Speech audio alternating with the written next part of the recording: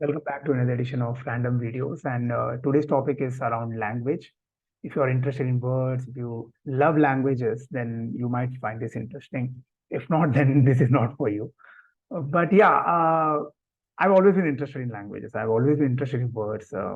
Since school days, I've been collecting words from different languages. And I've noticed that what we understand about languages is kind of limited because we tend to think of language as a monolith, that this is stuck to one place and one region and this is it. But languages don't function like that. Just like words travel along with the people, obviously, language tends to travel too. So nothing remains definite. And that is interesting. That is very interesting. Because after moving to Mangalore, I've been here for almost three years now, and I've noticed certain aspects of Tulu, which is my mother tongue, and it's kind of well, it's fun to notice that there are so many words which are loan words. So in language, there's always going to be loan words which you kind of borrow from some other language, and then it becomes a part of your language. So I've noticed several loan words from Persian, and it's interesting. It's very interesting. Like I'm amazed that when I pointed out to the locals, and they are like intrigued because they never thought of that word to be Persian. So I made a small list, although I'm pretty sure there are many more words. And if you are aware of that, then please share it in the comment section. Although people don't comment much on this YouTube channel, which is again something that we can improve on. So I'll start with a word which is very what do you say, very unique in the sense that how a loan word is, it's kind of derivated in the sense that in Urdu there is fursat, right? Which you might have heard of if you are familiar with Bollywood songs at least. So in Tulu it's pursot.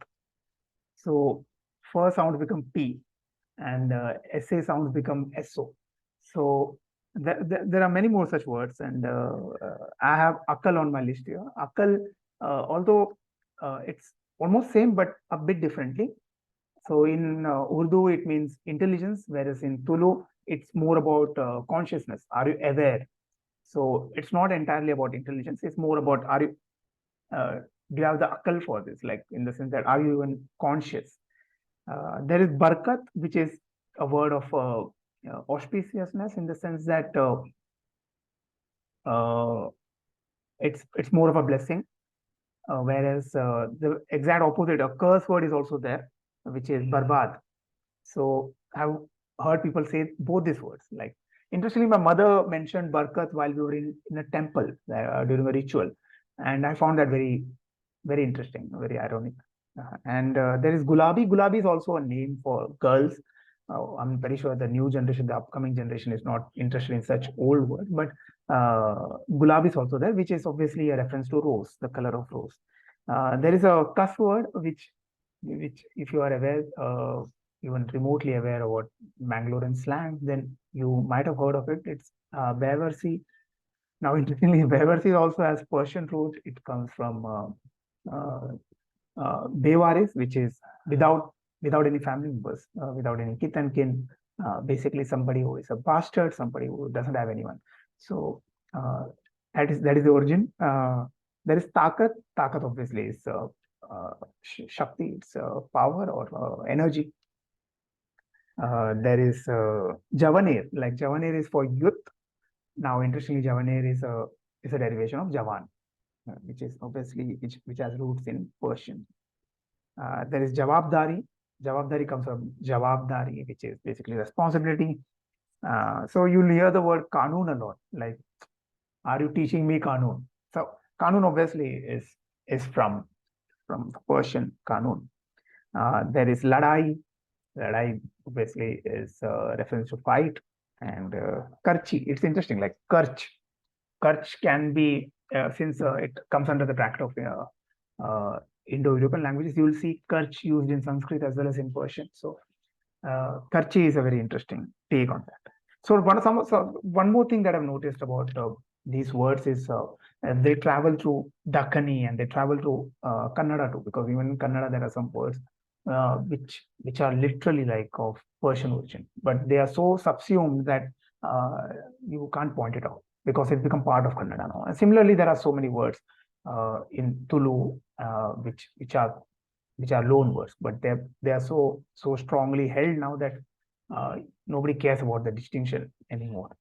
There is a Kali, like Kali means it's finished, like completed or empty, which could be from Persian, although I'm not sure. It could be from Arabic too, because khalas is there. So I'm not sure about the etymological root there, but I found it interesting, so I wrote it down. There's band, and band means obviously close, and vapas, which is also it could be from the Sanskrit vapsi, right? It could be there.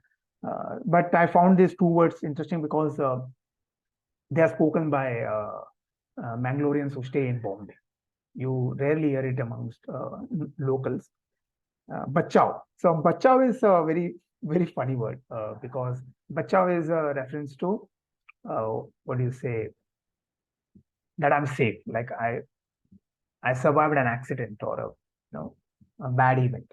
So bachao is obviously comes from bachna. Charbi is another word that I found very funny. Charbi is a slang for someone who is naughty or someone who is being over smart. So charbi is a reference to fat, which obviously comes from the north. Dosti, I found it interesting that the word for friend is dosti, not dost, but dosti. So I don't think there's a word for friendship. There is a word for friend. So very interesting. Dura. Dura comes from dur, obviously. So if somebody is going somewhere for wedding or some function, people will ask Dura. So Dura obviously is a reference to the distance, and which is a root of dur, which is obviously distance. So these are the words that I have on my list right now. And obviously, this is just limited. There will be many more words which I'll come across, and if I have a chunky list, I'll make another video sometime in the near future. If not, I'll write something in my blog. But yeah, but this is quite an interesting undertake.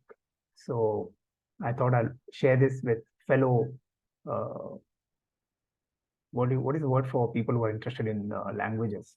I can't call us as linguists, but yeah, language lovers. So yeah, this is for you. And thanks for watching this.